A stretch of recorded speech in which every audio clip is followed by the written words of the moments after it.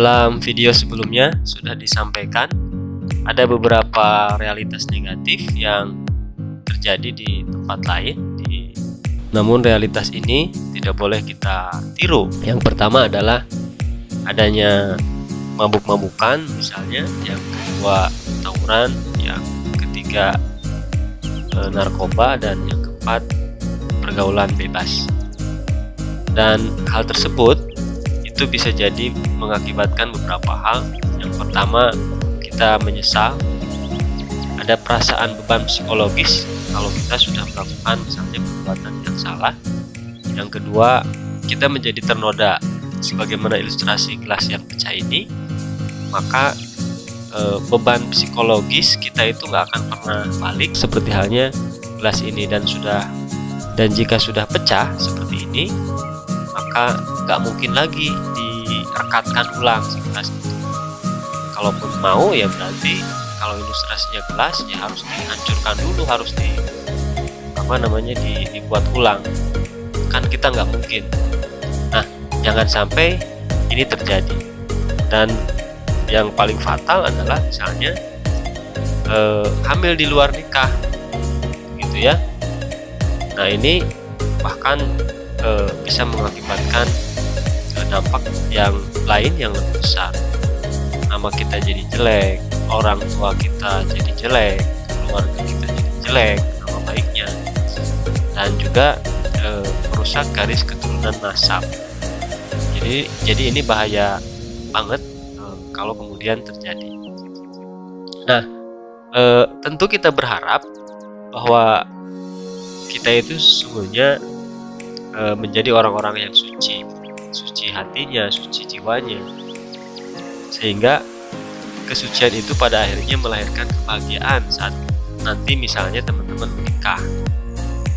Jadi tidak ada beban psikologis yang dirasa ketika teman-teman menikah ketika sebelumnya tidak melakukan sesuatu yang salah. Kalau sudah melakukan sesuatu yang salah, ketika menikah itu nanti akan mengakibatkan melahirkan nempelnya beban psikologis yang terjadi. Tentu itu akan merusak kebahagiaan antara pasangan yang menikah tersebut atau teman-teman tersebut. Nah, jadi jangan sampai teman-teman melakukan sesuatu yang salah. Dan harapan yang paling utama adalah kita diridhoi Allah, diberkahi Allah, dan dekat dengan Allah Subhanahu wa taala.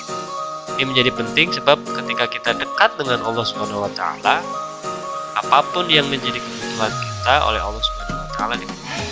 Dan harapannya nanti kita di akhirat masuk surga ya Allah Subhanahu wa taala. Amin ya rabbal alamin. Nah, agar realitas tadi tidak terjadi, sehingga akibat-akibat negatif juga tidak terjadi, dan kita memiliki beberapa harapan-harapan tadi juga terwujud, maka teman-teman harus mengamalkan, mengimplementasikan akhlak dalam pergaulan remaja. Apa saja? Yang pertama adalah ghaddul basar atau menahan pandangan. Yang kedua, tidak berkholwat.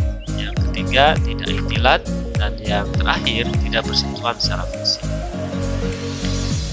Yang pertama, apa itu ghaddul basar? Ghaddul basar adalah menjaga pandangan. Jadi pandangan antara lawan jenis atau pandangan yang bisa menimbulkan hawa nafsu atau pandangan yang bisa menimbulkan rangsangan seksual itu tidak boleh dilakukan, baik secara nyata maupun secara maya. Artinya baik di dunia nyata ataupun di dunia maya. Di dunia maya seperti apa? Ya kita misalnya melihat sesuatu, googling atau searching atau youtubing misalkan sesuatu yang bukan pada konteksnya, sesuatu yang bisa menimbulkan syahwat yang tadi disampaikan. Nah, itu tidak boleh dilakukan. Yang kedua adalah tidak boleh berkholwat. Kholwat itu berdua-duaan. Berdua-duaan ini misalnya dalam sebuah ruangan atau dalam tempat tertentu, teman-teman misalnya berdua-duaan. Nah, ini tidak boleh. Dan berdua-duaan ini juga tidak boleh dilakukan baik secara nyata maupun secara maya. Seperti apa kalau secara maya? Secara maya misalnya chat berdua lama dengan intensitas percakapan yang menjurus ke hal-hal yang sifatnya seksual misalnya. Nah, itu tidak boleh. Malam-malam misalnya chat berdua, nah itu juga tidak boleh. Berikutnya adalah tidak berikhtilat. Ikhtilat itu bercampurnya antara lawan jenis dalam sebuah tempat tertentu. Nah, ini nggak boleh, sebab ketika sudah ini terjadi akan mengakibatkan hal-hal yang pada akhirnya negatif. Jadi tidak boleh dilakukan. Kemudian berikutnya adalah bersentuhan secara fisik dengan lawan jenis. Nah, ini juga tidak boleh ya. Kita tidak boleh bersalaman secara fisik kecuali antara anak dengan orang tuanya, tentunya. Nah, itu harus kita jaga. Sekali lagi, pastikan teman-teman untuk bisa melakukan 4 hal tadi. Yang pertama adalah ghadul basar, jaga pandangan.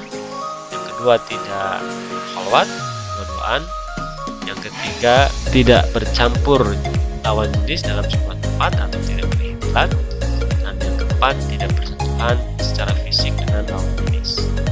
Pastikan teman-teman bisa mengamalkan itu semuanya.